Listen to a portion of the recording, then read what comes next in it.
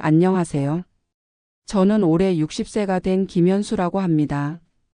1994년에 미국으로 이민을 와서 벌써 30년이 넘는 세월이 흘렀네요.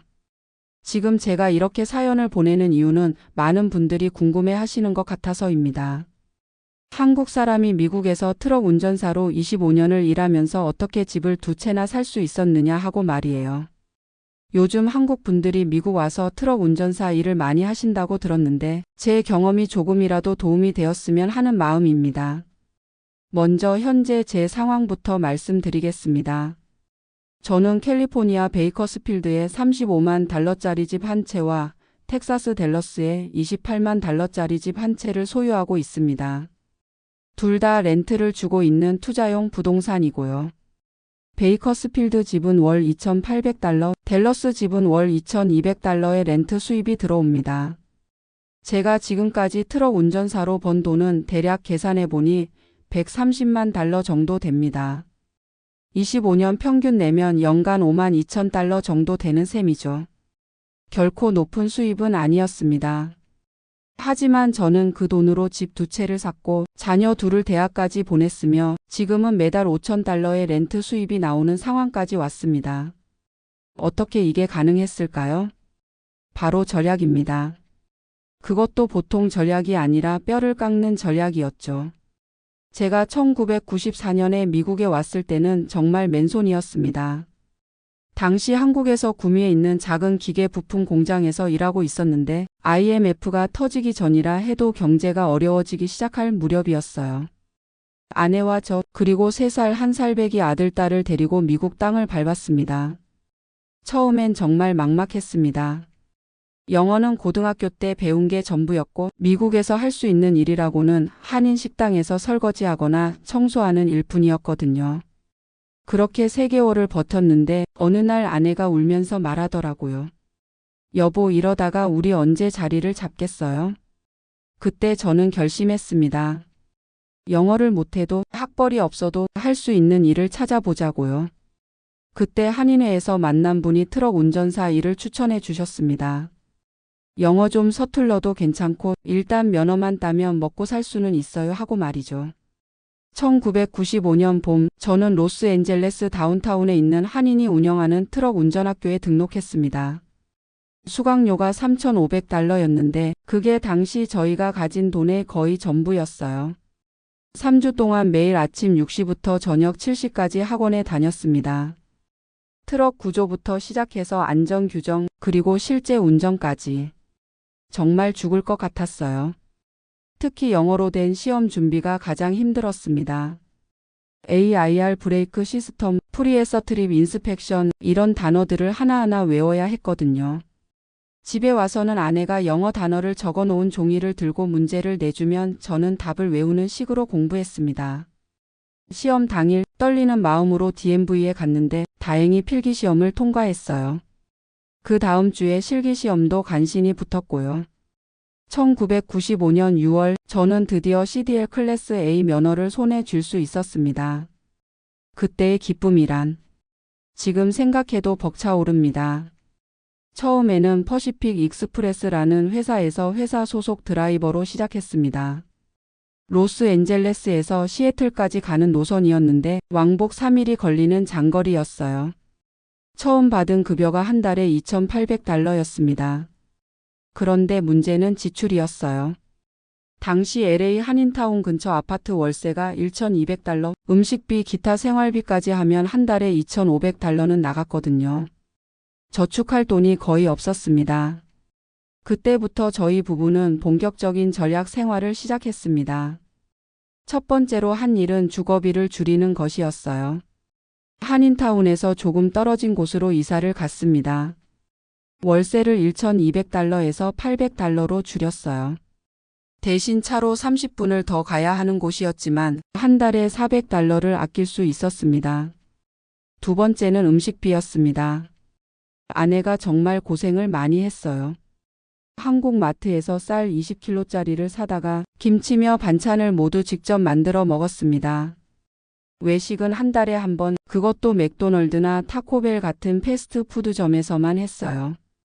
그렇게 해서 음식비를 한 달에 $600에서 $300로 줄였습니다. 세 번째는 교통비였어요. 저는 트럭을 몰고 다니니까 개인차가 따로 필요 없었지만 아내가 아이들 데리고 다닐 차는 필요했거든요. 중고차 딜러에서 1987년식 혼다 시빅을 $3,000에 샀습니다. 보험료까지 해서 한 달에 $200 정도 들었어요. 네 번째는 의료비였습니다. 회사에서 제공하는 건강보험이 있었지만 본인 부담금이 상당했거든요. 그래서 감기 같은 건 한국에서 가져온 약으로 버텼고 정말 심각한 일이 아니면 병원에 가지 않았어요. 다섯 번째는 의류비였습니다. 아이들 옷은 주로 구질이나 세컨드핸드 숍에서 샀고 저는 작업복만 몇 벌 사서 돌려 입었어요. 아내도 마찬가지였고요. 이런 식으로 생활하니까 한 달 지출을 $1,500까지 줄일 수 있었습니다. 그러면 $2,800 수입에서 $1,300를 저축할 수 있었어요. 하지만 여기서 끝이 아니었습니다. 저는 더 많이 벌고 더 많이 아끼고 싶었거든요. 1996년부터는 주말에도 일을 했습니다. 평일에는 회사 일을 하고 토요일 일요일에는 개인적으로 로컬 화물 운송 일을 했어요. 한인 사업체들의 물건을 옮기는 일이었는데 하루에 $100에서 $150 정도 벌 수 있었습니다. 그러면 주말에 $300, 한 달에 $1,200를 추가로 벌 수 있었어요. 동시에 절약도 더 극단적으로 했습니다. 예를 들어 전기료를 아끼기 위해 여름에도 에어컨을 거의 틀지 않았어요. 선풍기 하나로 버텼습니다. 겨울에는 히터 온도를 65도로 맞춰놓고 집에서는 두꺼운 옷을 입고 지냈어요. 물을 아끼기 위해 샤워도 3분 이내로 끝냈고 빨래는 일주일에 한 번만 했습니다. 설거지할 때도 물을 받아놓고 했어요. 전화료를 아끼기 위해 한국 통화는 한 달에 한 번 15분 이내로만 했습니다. 그때는 인터넷이 없었으니까 국제 전화가 유일한 연락 수단이었거든요. 휘발유비를 아끼기 위해 불필요한 외출은 하지 않았어요. 장보기도 일주일에 한 번 한인마트 세일하는 날에만 가서 몰아서 샀습니다. 이런 식으로 생활하니까 한 달 지출을 $1,200까지 줄일 수 있었어요. 그러면 정규 수입 $2,800 플러스 주말 부업 $1,200, 총 $4,000에서 $1,200를 쓰고 $2,800를 저축하는 거였죠. 1997년이 되니까 통장에 $30,000가 모였습니다. 그때 저는 생각했어요. 이제 내 트럭을 사서 독립해 보자고요. 중고 트럭을 알아봤는데 1989년식 프리트라이너가 $45,000에 나와 있었어요. $30,000를 다운 페이먼트로 내고 나머지 $15,000는 할부로 하기로 했습니다. 그렇게 해서 1997년 봄 저는 제 트럭을 갖게 되었습니다. 오너 오퍼레이터가 된 거죠. 처음엔 슈나이더 내셔널이라는 큰 회사와 계약을 맺고 일했어요. 회사 소속으로 일할 때보다 수입이 훨씬 늘었습니다. 마일당 $1.20를 받았는데 한 달에 평균 6,000마일을 운전하니까 $7,200가 들어왔어요. 물론 여기서 연료비, 트럭 할부금, 보험료, 수리비 등을 빼야 했지만 그래도 순수입이 $4,500 정도 되었습니다. 하지만 저는 여기서 만족하지 않았어요. 더 효율적으로 일하는 방법을 찾기 시작했습니다.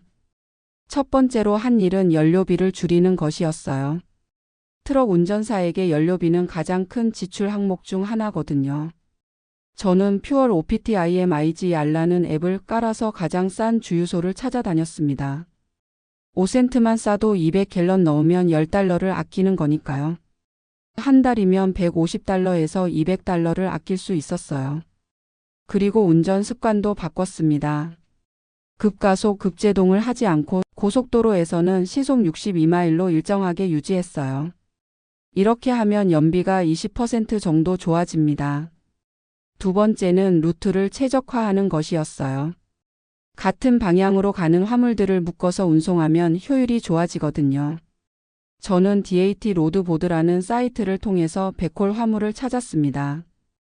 예를 들어 LA에서 시카고로 화물을 실어가면 시카고에서 다시 LA로 돌아올 때 빈 트럭으로 오는 게 아니라 시카고에서 LA 방향으로 가는 화물을 더 실어서 오는 거예요. 이렇게 하면 수입이 2배가 됩니다. 세 번째는 트럭 유지비를 줄이는 것이었어요.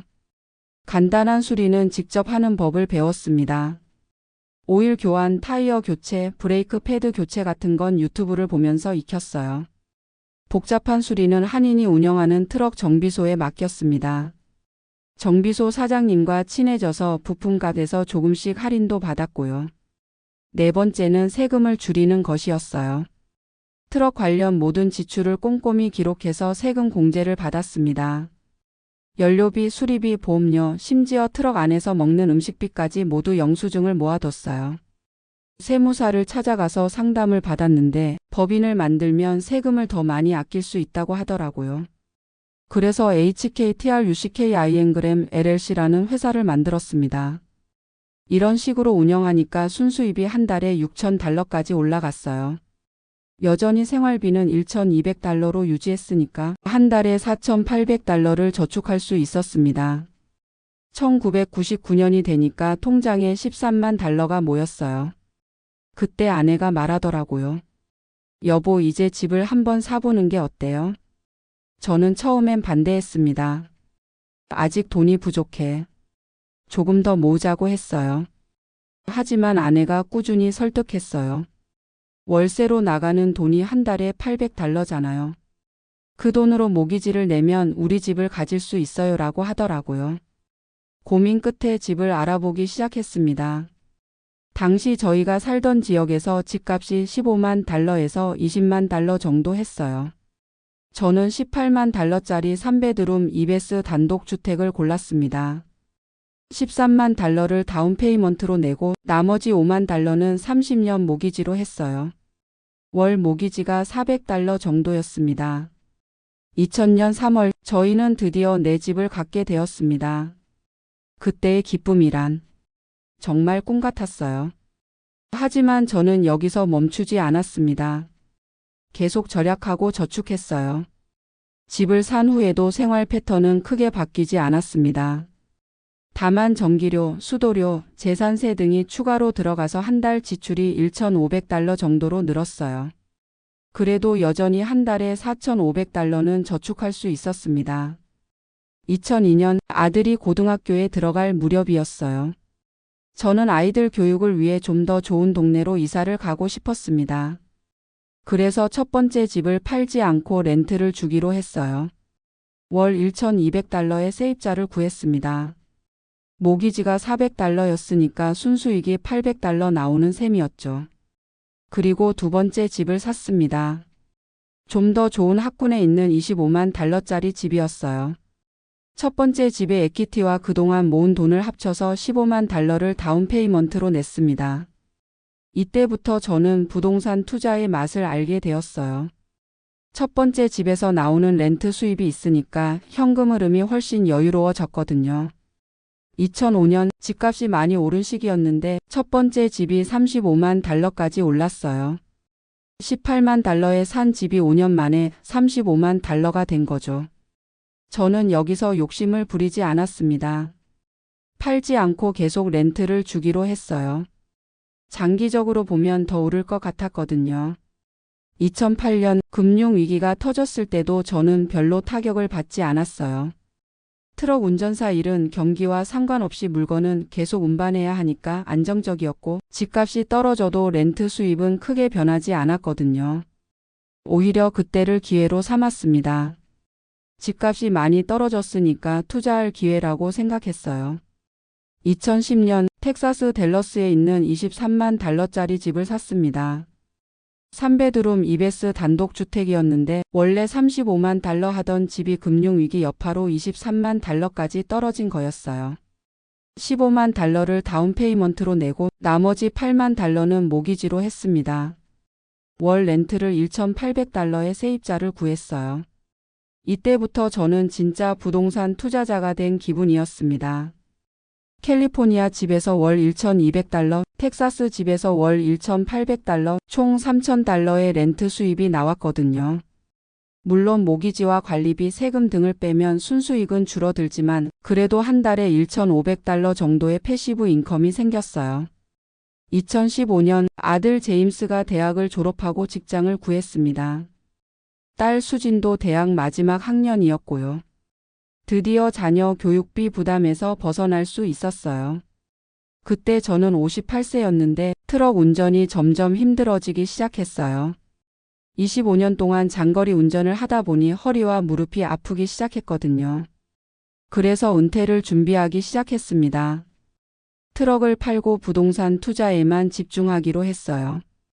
2018년 트럭을 15만 달러에 팔았습니다.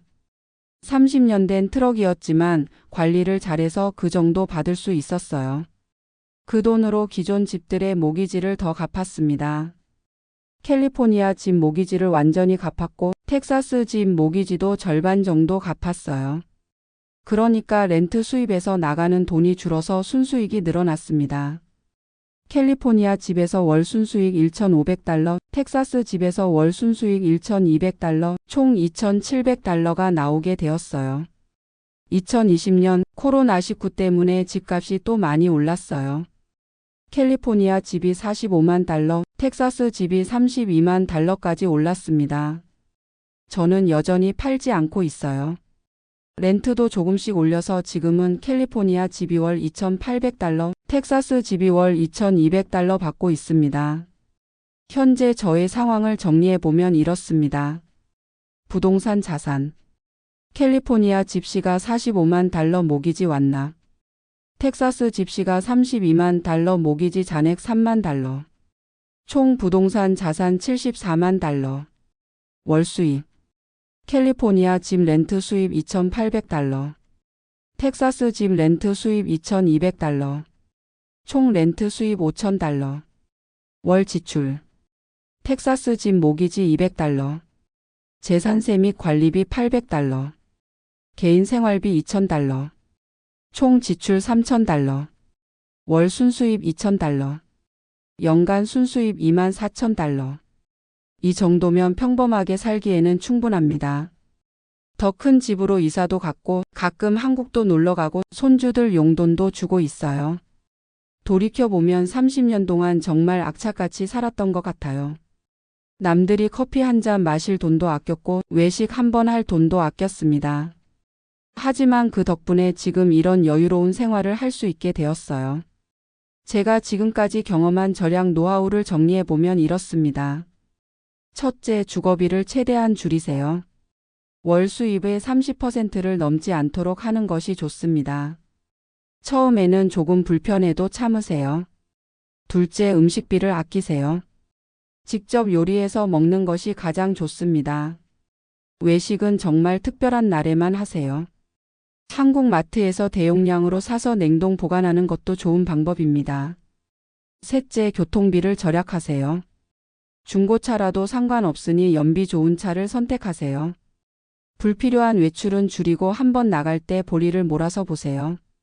넷째, 공과금을 아끼세요. 에어컨 히터 온도 조절에 신경 쓰고 전등도 불필요하면 끄는 습관을 기르세요. 물도 아껴 쓰세요. 다섯째, 의료비를 줄이세요. 브랜드보다는 실용성을 따지고 세컨드 핸드 숍을 적극 활용하세요.